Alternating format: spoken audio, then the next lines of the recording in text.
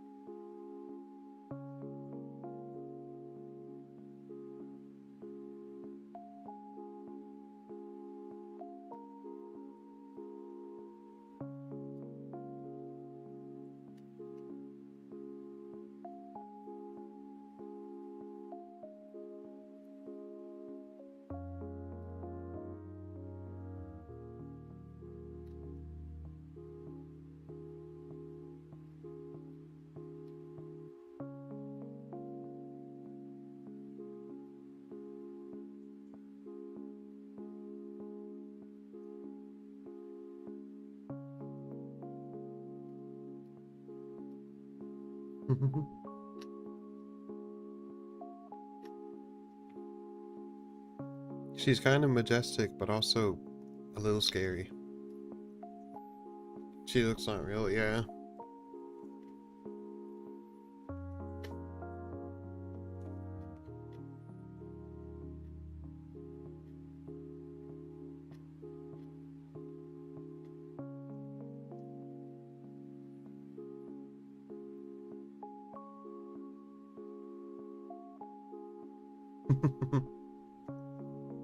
Perfect and scary.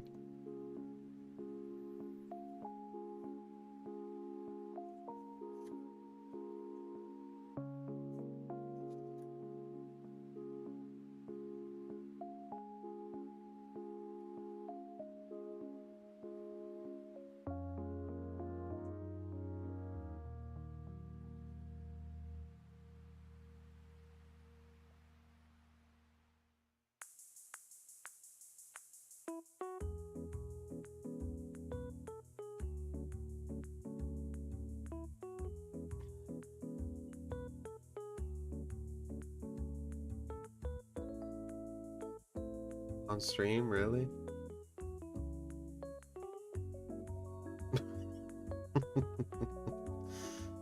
I mean, yes.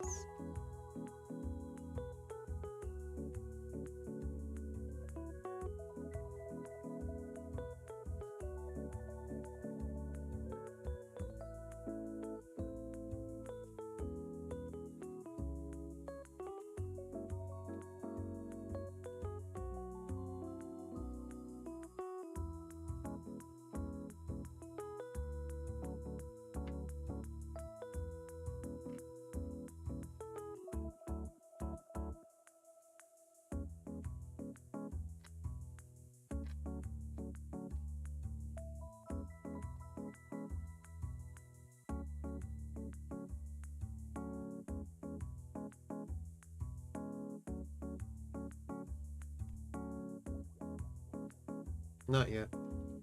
I will, though.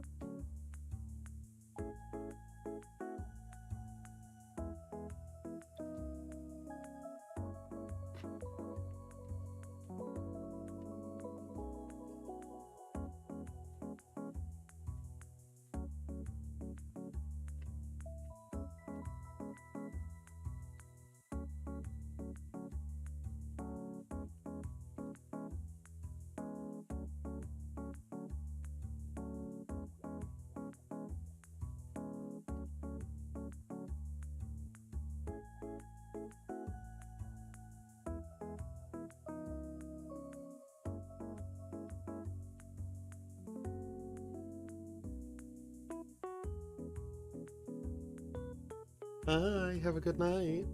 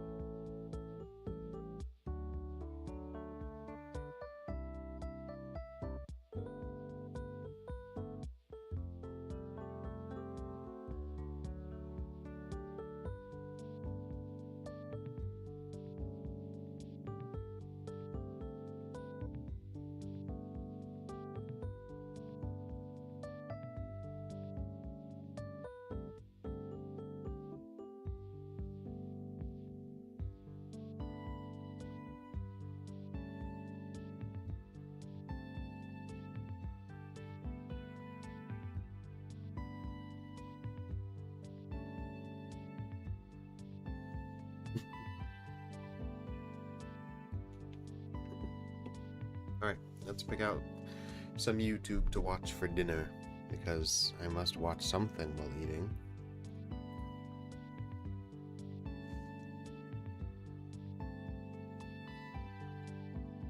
Markiplier posted a new short titled "Animals Keep Dying Around Me."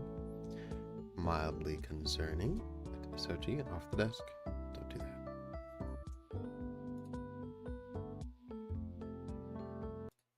Alright, right, let's see what this is about.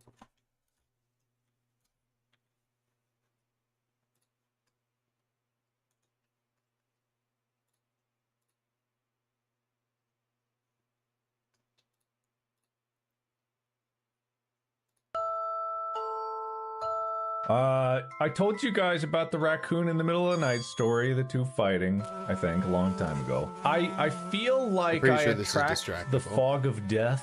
There are many animals that die around me. And I feel like that is partly, you know, explained in places that they shouldn't be. And I guess the shouldn't be's around me. Birds fly into our windows a lot.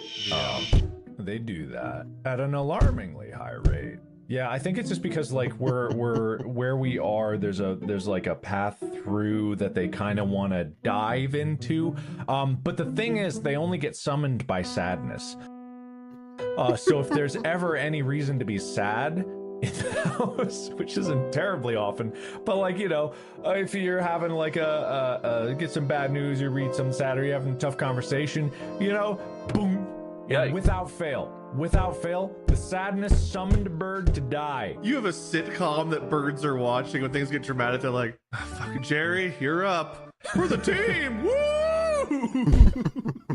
That's weird. Also, we have a pool, right? So we have this thing called a frog rescue, or Amy got it. It's like it's something that floats, but it has like a little bridge that goes up, so that if a critter gets into the pool, it can have a space to climb out. And without fail, because we have that and then like a hot tub. So we have that. It's in one. We'll find a dead mouse in the other. Yeah. We move it over to the hot tub. Find a dead mouse in the pool. We move it over to there. Have you thought about getting a second one? I know. A crazy solution. I know. Quit being sad and cheap, Mark. Animals are dying around you. I know. At the rules of that company that make that product are, you may only have one, and you have to choose who lives and who dies. To be fair, you don't really know how many it's saved. So if you see something dead in one, you move it. Then like the mouse that's been using the pool is like, that fucking idiot died the other night. I know this one's safe. He hops in. He's like, oh shit, where is that? That's the thing, right? Because I'm sure it's saving a lot. I'm sure it's saving them, but at the same time, it's just like, Every time you move it, there's some guy who's like, time for a dip in the old pool. Splash. Wait a minute. Wait, where's my island? I do feel like there is a high amount of death. There was because where we are also there's hawks around, so there's lots of hawks, and Amy's always worried because there's like they're gonna scoop up Henry, and I'm like, Henry is 45 pounds. He's a pretty big dog for that. I don't think he's gonna get scooped up even if two together. No, even our wiener dogs with like 16 pounds is a lot for a hawk. A team of 4 hawks drops down with the net, and they lure Henry to stand in the center of the. And the moment he puts his mouth around the pepperoni located at the center of the net, the one of them is just like caw, and they take off in flight in pattern. It could happen, you know? Hawks start using tools, the world gets a lot scarier. Those LA hawks are highly organized. I really do think it was like 4 hawks in a trench coat that made me sign that blood pact to only have a 1 so that they can have a supply. The real clue is when they sign the document with their beak. But what I often think is, so these hawks, like they love this area. It must be good hunting grounds or something like that, because they'll just drop things. Ooh, neat. So it's like not only or occasionally we'll find like the most random assortment of meat that was just like on the ground, and feathers will just. It's also apparently hawks hate owls, and owls hate hawks. They hate each other, and so they fight each other at all times. And I swear, when I say that this is a land of death, I mean it. We once like were walking the dogs, and like a chica found something very interesting, and I saw just like 2 big owl legs sticking out of a bush that were just like the Wizard of Oz, you know, when the house landed. The bush landed on the owl? Well, that's the thing. It looked like that. You look in the bush, it's just legs, and there's nothing attached to the legs.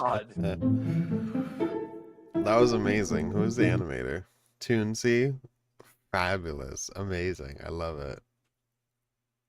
I remember that episode. I listened to that episode of Distractable. Very funny. I'm like a huge Markiplier fan, and I was originally a Markiplier fan.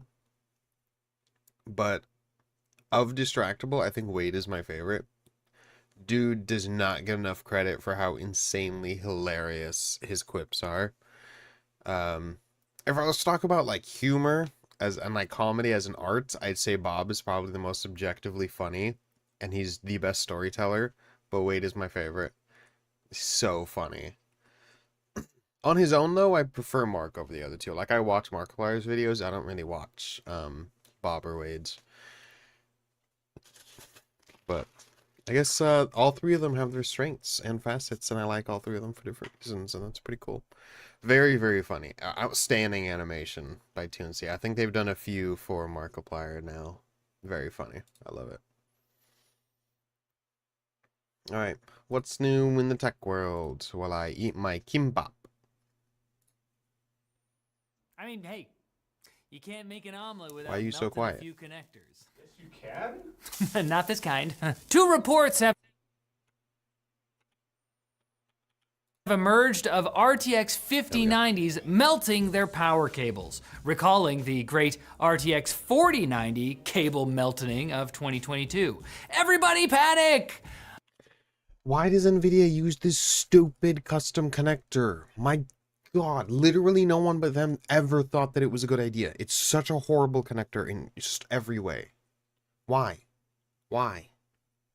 By everybody, I mean the tiny amount of people who actually got their hands on a 5090. The first report came from a Redditor who discovered connector meltage on both the graphics card side and the power supply side, frying the third-party cable he used to, hold on, it was a third-party cable? Well, case closed, except that same cable powered the Redditor's 4090 in the same build for 2 years with no issues. And they claim to have securely clicked the cable in on both sides, and I haven't seen anything to make me question you/Ivan6953's attention to detail. He's the same he's always been. Sure, the guidance from industry professionals has been to avoid using third-party cables, adapters, or extenders for the RTX 50 series, but the other report making the rounds comes from Spanish YouTuber Toro Tocho Reviews, whose melted cable was the one that came with his FSP power supply. Now, the last time this all happened, it led to a redesign of the 12-volt high-power connector,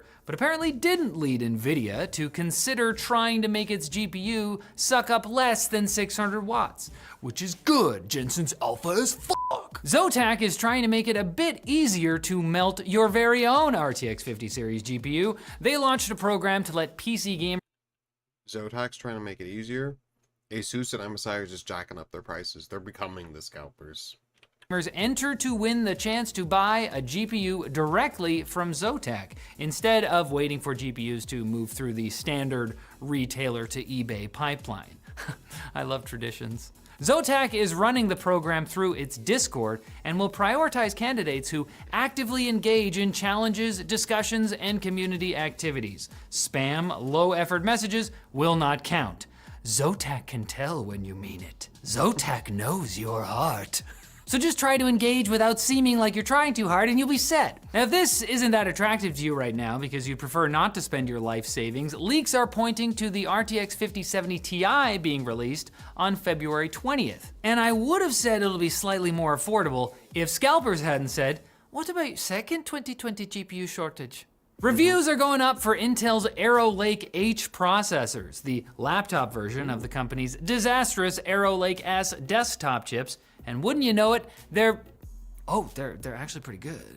While the desktop Core 9 Ultra 285K struggled to beat its own predecessor, let alone its AMD competitor, the Core Ultra 9 285H is scoring the top spot in multiple reviewers' benchmarks. And while it doesn't have a powerful enough neural processor to secure its Copilot plus PC status, something I'm sure some people do care about, Intel shares rose this morning on the news that Team Blue actually had something go right for a change. XDA developers is even calling this Intel's redemption arc, but I can't agree until they hire back my second dad, Pat Gelsinger. What about your second, Pat? And what about our sponsor? Saley, the global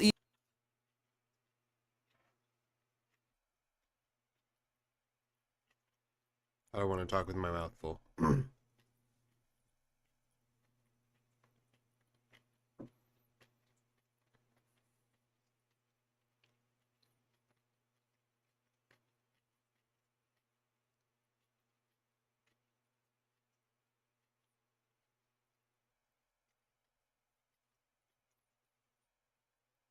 And the ad's already over. Well, Just download the Saley app and use code TechLinked at checkout. nice pause. Great feature stream. I don't think there's many people in the tech industry I hate more than scalpers, which is 0. But also, there's not many people I hate in the tech industry more than multi-billion-dollar corporations, which is 2. And they deserve what they get. Intel will hopefully figure things out and does well. I don't want them to do better on the merit of we want them to do better. I need them to do better on the merit of they actually deserve it. But I really do hope that they can get back on their feet because competition's a good thing. Ugh, that omelet tasted horrible. You know, for the quick bits, instead of connectors, we're just gonna melt some eggs like normal. OpenAI has reportedly been designing its own custom AI chips, joining other tech giants like Microsoft, Google, and Amazon, who got the bill from NVIDIA and went, this is ridiculous. Reuters says OpenAI plans to send the final design to TSMC by the end of the year, but will they make it before Elon Musk buys the company? Because I don't know if a Sam Altman subtweet rejecting his official offer is legally binding. PlayStation Plus subscribers trying to game on the weekend were instead subjected to a PlayStation Network outage that lasted 20 hours. So Sony is compensating players with 5 free days of PS Plus service, as if that's gonna change the fact that they had to sit staring at a blank TV for 20 hours straight. Why did you make them do that, Sony? For PC gamers though, this just proves that making us sign into the PlayStation Network was always a bad idea. I mean, when it I freaking hate that everything is tied to internet now. I hate that everything is tied to accounts. You have to have an account for literally everything, and everything has to be all connected. And nothing will work without an internet connection. You can't play your local games unless you're on the internet. You can't play your console hardware that you have in your home that you can hold with your hands unless it's connected to your internet connection and a PlayStation account that you have to make it. I hate it. It's so stupid. comes to online services, PlayStation is like the Nintendo of consoles that can play Blu-rays. The New York Times has published a report on a disturbing trend among TikTok influencers: wearing an Apple Watch on your ankle. I hope you made sure your mother was out of the room for this part. She's endured so much already. Apparently, an ankle-mounted watch can sense heart rate better for people with twig-like wrists, skin conditions, or with tattoos that can legitimately obscure the sensor. Step counting may also be more accurate with the watch placed closer to the body part doing the stepping. So I guess give the ankle watch a try, but stay on the lookout for bounty hunters who mistake it for an ankle monitor. And if you're a TikToker concerned that your favorite app might still disappear, don't worry, there's a fun new alternative: WikiTalk. It's a website that lets you doom scroll random articles from Wikipedia, and you can like them to save them to a list of your favorites. It's unquestionably better for your mental health, but if it's not for you, TikTok has made the Android app available on its website since it's still not allowed back on Google Play. So you should still be able to access an endless feed of videos of terminally online people scolding you. And I'll never scold you. That's hilarious. As long as you come back on Wednesday for more tech news. Okay, I'll see you there. And if not, I'll let loose with a heinous string of epithets. That's just how this works. I hope that the Wikipedia, hello? Oh, VPN, thank you.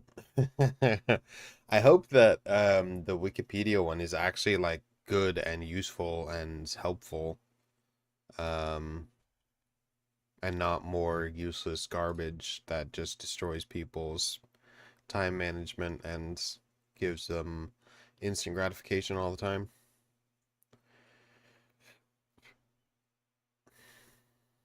We'll see. I hope so. I can't see how it could possibly be as bad as social media.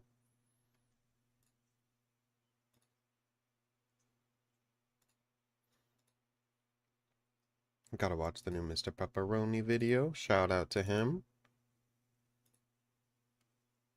Gotta watch the new Eve video. Shout out to Eve. We love Eve here. Alright, Gamers Nexus. What's new? Hey everyone, welcome back to the Hardware News Recap for the week. Hopefully you can't hear the boiling liquid nitrogen behind me. Don't worry, everything's under control. We'll talk about that later, maybe. NVIDIA, responding to criticisms that we published of its approach to PresentMon. Those were in our DLSS4 and MFG video. Additionally, we'll be talking about, in as neutered a way as possible, some of the tariffs discussion that are affecting the hardware industry, potentially AMD to launch its 9000 series GPUs in, it sounds like March, from what the current expectation is. Additionally, AMD beating Intel in data center for the first time in its new earnings report. Some Google news, and we'll be going over Asus's Q-Release Slim issue with its motherboards, which has been in the news lately for scratching video cards on removal of the card. Let's get into it. Before that, this video is brought to you by Lian Li and the O11D Evo RGB case.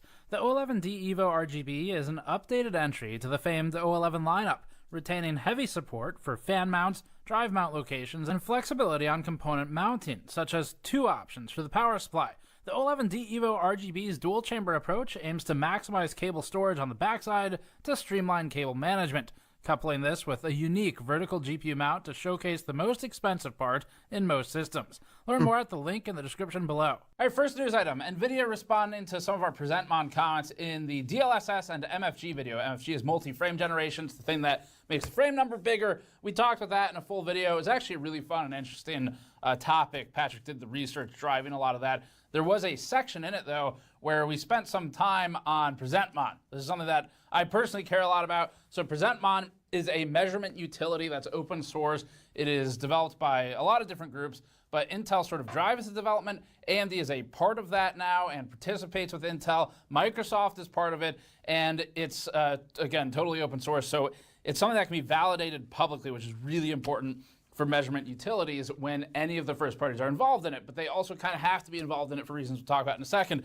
So PresentMon is so good that other tools that most people know, like RTSS, Hardware Info, CapFrameX, these all use or wrap PresentMon in some capacity, and it serves as the core for them. So even if you don't use PresentMon itself, if you're an enthusiast and you use something like Hardware Info, you are using PresentMon just because it's part of it now. So really important utility. Now, one of the things we expressed concern about is that NVIDIA's frame generation is sort of in this unique position where in order to measure it accurately, really one of the best ways to do it right now, unfortunately, is by using FrameView. FrameView is an NVIDIA utility. FrameView wraps an ancient version of PresentMon and then has modified it without recontributing those modifications to the code base that's open sourced. And so it's all basically a black box. We have no idea really what they're doing internally. It's a first-party software utility built by a hardware manufacturer that's closed off with no ability to inspect it externally, and you have to use it to measure the performance of that manufacturer's product. You can see why this would be a concern to a reviewer. So that's kind of the backstory. We talked about that for several minutes in the other video if you're curious. But NVIDIA emailed us a follow-up, and after we published the video, it sent us this, quote, "Had a good watch of the DLSS4 testing video and appreciate you guys taking the time to test it. Wanted to address the discussion from the start of the video. We think PresentMon is a great tool and are actively discussing with Intel how we can better contribute to it." We'll come back to the rest of the quote in a second, but on the PresentMon thing first, so NVIDIA is already using that ancient version of PresentMon as part of its FrameView tool, so they're already familiar with it. We contacted Intel's Tom Peterson, who used to be NVIDIA's Tom Peterson. He confirmed that following our video, NVIDIA has reopened communication and they might be participating in PresentMon. Hopefully that actually comes to fruition. Sounds like it will. And the reason we as reviewers care so much about this really is pretty simple. It comes back to the same thing, which is that only the hardware manufacturers have the level of access and knowledge required to fully tap into what's happening behind the scenes. And they have the relationship with Microsoft that's required for Windows testing especially, where they can work with Microsoft to implement these event monitoring sort of markers at an OS level, get really accurate data, and show us what's truly happening behind the scenes with what's ultimately presented to the screen, whether that's through present or through display or whatever. So this is an important tool, and the reality is just that an independent, fully independent software solution doesn't really exist in a way that would have all the features we want in our review process. And this one is just involved in pretty much everything else. So the obvious concern is the one we already stated, but with everyone contributing to the same set of tools, and with those tools being open source, there's this level of checks and balances that are necessary to maintain trust in the tools themselves. And so I should probably with watch this Intel, on my AMD, own time. This is Microsoft, probably and plenty of technical others and boring contributing and to not present good on content core, anyway. there is a level of sort of, it's almost like a bipartisan type of situation with the software. I did have a few plans today, but I was kind of hoping to have a few people to do it with, and not really getting anyone right now, which is okay. But I have some fun ideas that I would like to do that require chat interactivity. So we will go ahead and save those for a better opportunity.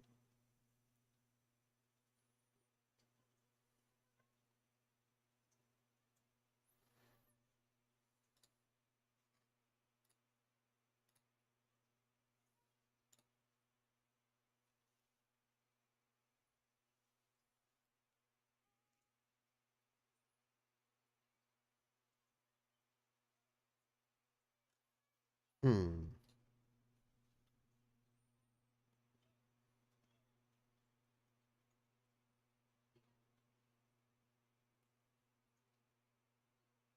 I suppose I could just play Balatro on stream, but I'm pretty tired, and there were some other things I had planned that I wanted to do. I could talk about why the title is Crazy Day and what made today a crazy day, but I'd rather talk with people about it than just post it in a VOD that people can catch up on later, you know? So I might just let this one go. Maybe we'll talk about it tomorrow. I don't know, it's been a very, very crazy day, and I have been up for, as of right now, 36 hours. Which might make you wonder why I'm here streaming instead of in bed, but I am. And I've been up for 36 hours right now. Almost 35, actually. Sorry, 35 hours. It'll be 36 in an hour. And I will tell the whole story as to why I'm up for 35 hours and counting. At a better opportunity when we have more people to chat about it with.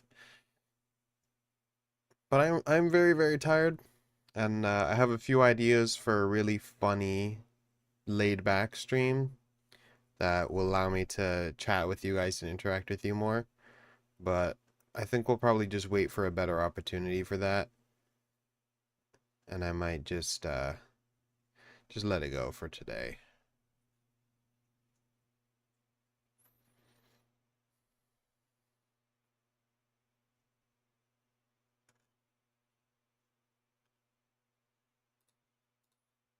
Yeah. So I know it's only been 30 minutes, and I know I didn't end up actually doing anything, but yeah, I might just call it a night. I have been up for over 35 hours, so it might be better to do that.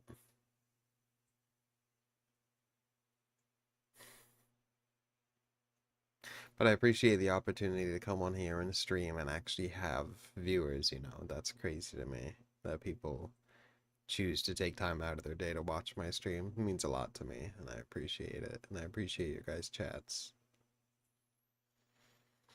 But yeah, I could play some Balatro, I guess, but I'm really not feeling it, and I've always pledged to myself not to make content if I'm not feeling it, because that will just make bad content, and that's not something I want to do for you or for me.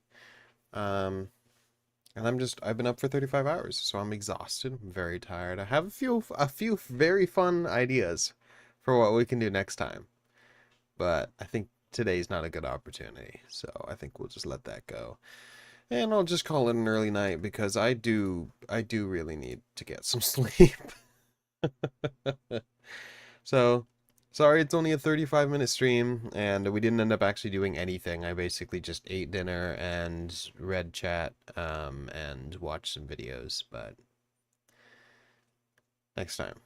We'll get them next time. Once I have more time, more energy, and it better suits people's schedules so that other people can get involved, and it'll be really fun, and I'm very excited about it. I think I need to go to bed. 35 hours and 20 minutes. It's a very long time to be awake, so thank you guys all so much for watching. Thank you so much for tuning into the stream tonight. Thank you so much for your chats if you left a message. Really appreciate it. And you all have a wonderful night. Thank you very much.